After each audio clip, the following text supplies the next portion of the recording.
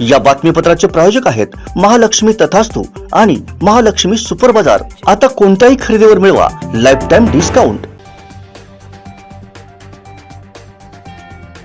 गोव्यातील मडगाव रेल्वे स्थानकावर पंतप्रधान नरेंद्र मोदी यांनी व्हिडिओ कॉन्फरन्सवरून मुंबई ते गोवा वंदे भारतचा झेंडा दाखवून शुभारंभ केला। वंदे भारतचं कणकवली रेल्वे स्थानकात 1 वाजता आगमन झालं। ढोलताशांच्या गजरात दमदार स्वागत करण्यात आलं। वेत्ते सरपंच गुणाजी गावडे यांच्या दुचाकीवर घोणस जातीचा साप आढळून आला। सावधगिरी बाळगत त्यांनी आपला जीव वाचवला। त्यानंतर त्याला वेत्ते येथील सर्पमित्र यांनी पकडून नैसर्गिक अधिवासात सोडलं। मंत्री दीपक केसरकर आता भाषा मंत्री असल्यानं फक्त पत्रकार परिषदेतून गजाली सांगून निघून जातात, ते आता पाहुणे बनले असल्यानं जनतेची घोर फसवणूक झाली असल्याचा टोला रुपेश राऊळ यांनी हाणलाय। कुडाळात बांगलादेशींनी पीएम किसान योजनेसाठी ऑनलाईन अर्ज दाखल केले। त्यांचे अर्ज वैध ठरून 7 हप्ते त्यांच्या खात्यावर जमा झालेत। याविरोधात ठाकरे गटाच्या वतीने आंदोलन छेडण्यात आलं। राष्ट्रवादीच्या तणक्यानंतर उपजिल्हा रुग्णालयासमोरील मोती तलावाच्या कठड्याच्या कामाला सुरुवात करण्यात आली आहे। वृक्षारोपणाचा इशारा दिल्यानंतर सार्वजनिक बांधकामाला अखेर जाग आली आहे। राज्यातील सर्व शाळात सीसीटीव्ही कॅमेरे बसवणार असल्याचं शिक्षण मंत्री यांनी सांगितलंय। हवामान विभागानं मुसळधार पावसाचा अंदाज वर्तवलाय। कोकणसह विदर्भात पावसाचा ऑरेंज अलर्ट देण्यात आला। ठाकरे गट ही राष्ट्रवादीची ढ टीम आहे। तेलंगणाच्या मुख्यमंत्र्यांनी हिंदूंच्या देवाचं दर्शन घेतलं म्हणून त्यांच्या पोटात पोटशूळ उठतोय असं नितेश राणे म्हणाले। तेलंगणाचे मुख्यमंत्री के चंद्रशेखर राव हे 2 दिवसांच्या सोलापूर दौऱ्यावर आहेत। त्यांनी पंढरपूरला येऊन विठ्ठलाचं दर्शन घेतलं। शिवसेनेवर जोरदार टीका करताना आगामी काळामध्ये उद्धव ठाकरे, आदित्य ठाकरे, संजय राऊत लवकरच तुरुंगात जातील असं नारायण राणेंनी सुतोवाच केलंय। पंतप्रधान नरेंद्र मोदी यांनी मेरा बूथ सबसे मजबूत या कार्यक्रमात लोकांना संबोधित केलंय। यावेळी त्यांनी समान नागरी कायद्याबद्दलही भाष्य केलंय। तसंच देशातील मुस्लिम राजकारणाचे शिकार होत असल्याचंही ते म्हणाले। महानगरपालिका कर्मचारी मारहाण प्रकरणी महत्त्वाची बातमी समोर आली आहे। ठाकरे गटाचे नेते अनिल परब यांच्यासह 20 ते 25 कार्यकर्त्यांवर गुन्हा दाखल करण्यात आलाय। खडसेंनी जमिनीत तोंड काळं केलं नसतं तर आज काळे झेंडे दाखवण्याची वेळ आली नसती असा आरोप उपमुख्यमंत्री देवेंद्र फडणवीस यांनी केलाय।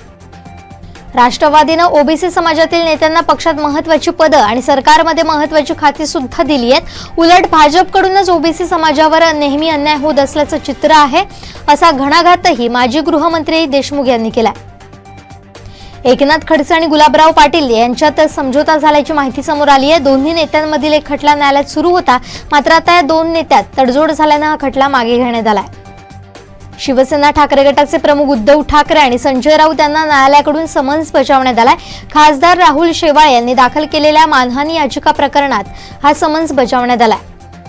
महाविद्यालयीन तरुणीवर पुण्यातील सदाशिव पेठेत एकतर्फी प्रेमातून प्राणघातक हल्ला करण्यात आला। तरुणानं हातात कोयता घेऊन तरुणीचा पाठलाग सुरू केला होता। जळगाव दौऱ्यादरम्यान मुख्यमंत्री एकनाथ शिंदेंना काळे झेंडे दाखवणाऱ्या रोहिणी खडसे यांच्यासह राष्ट्रवादी काँग्रेसच्या कार्यकर्त्यांना पोलिसांनी ताब्यात घेतलंय। संभाजी भिडे यांनी केलेल्या वक्तव्याच्या विरोधात काँग्रेसनं छत्रपती संभाजीनगर इथं आंदोलन केलं। जिल्हाधिकारी कार्यालयासमोर भिडे गुरुजींच्या पुतळ्याला जोडे मारत हे आंदोलन करण्यात आलं। खासदार संजय राऊत यांचे निकटवर्तीय सुजित पाटकर यांच्या कंपनीला 30 कोटी रुपये देण्यात आले होते, पण त्यापैकी केवळ 8 कोटी रुपये वापरण्यात आल्याचे ईडी तपासात स्पष्ट झालंय। मुंबईतील कथित कोविड घोटाळ्याची चौकशी सुरू आहे। छगन भुजबळ यांनी राष्ट्रवादीतून बाहेर पडावं आणि रिपब्लिकन पक्षात यावं असं आवाहन रामदास आठवले यांनी केलं। गँगस्टर गोल्डी बराडनं पुन्हा एकदा सलमान खानला जीवे मारण्याची धमकी दिली आहे। सलमान खान टार्गेटवर असल्याचं त्यांनी म्हटलंय। देशाला 2013-14 मध्ये टोल आकारणीतून 4,470 कोटींचा महसूल मिळत होता। आता हा महसूल 41,342 कोटींवर पोहोचलाय अशी माहिती केंद्रीय परिवहन मंत्री नितीन गडकरी यांनी दिली आहे। अमेरिकेतील न्यूयॉर्कमध्ये राहणाऱ्या प्रवासी भारतीयांच्या संस्कृतीला महत्त्व देत येथील प्रशासनानं शाळांच्या सार्वजनिक सुट्टीच्या यादीत दिवाळीचा देखील समावेश केलाय। या बातमीपत्राचे प्रायोजक आहेत महालक्ष्मी तथास्तु आणि महालक्ष्मी सुपर बाजार। आता कोणत्याही खरेदीवर मिळवा लाइफ टाइम डिस्काउंट। आमचे दिवसभरातले सर्व अपडेट्स, ताज्या घडामोडी आणि थेट लाईव्ह पाहण्यासाठी सबस्क्राइब करा, लाईक करा कोकणचं नंबर 1 महा चॅनल कोकण 7 लाईव्हचं YouTube चॅनल।